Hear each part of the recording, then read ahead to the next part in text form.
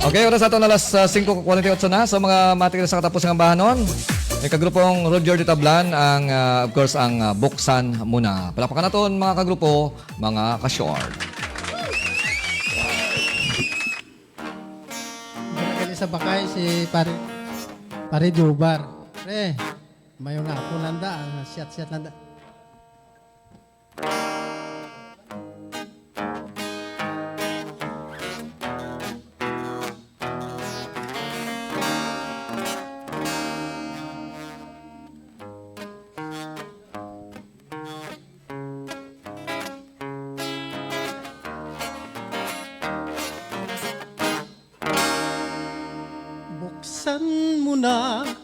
Buksan mo na, o giliw ko.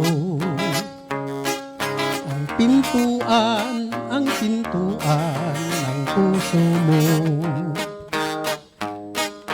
Kumakato, itong aking damdamin.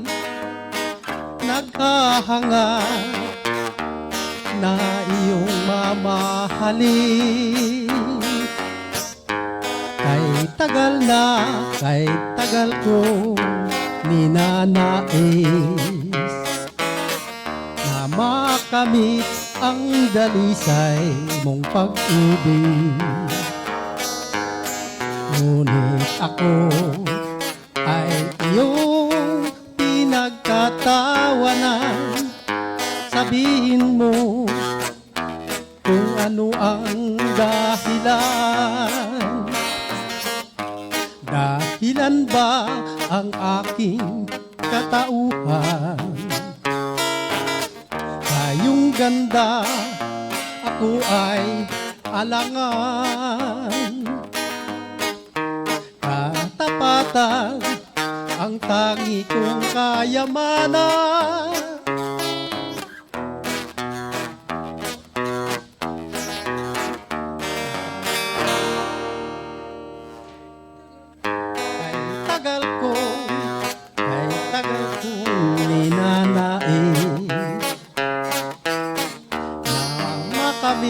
Ang dalisay mong pag-ibig.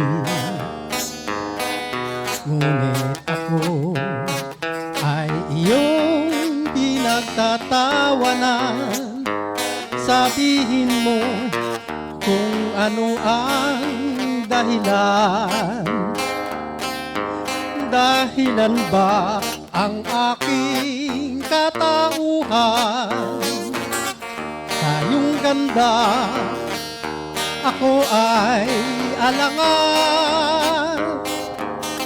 Katapatan ang tangi kong kayamanan. Kaya sinta, manalig ka, buksan mo na. Buksan mo na, buksan mo na, o giliw ko. Ang pintuan ng puso mo. Kumakato itong aking damdamin. Naghahangad na iyong mamahalin. Kay tagal kong ninanais na makamit ang dalisay ng pag-ibig. Ngunit ako ay iyong pinagtatawanan. Sabihin mo kung ano ang dahilan.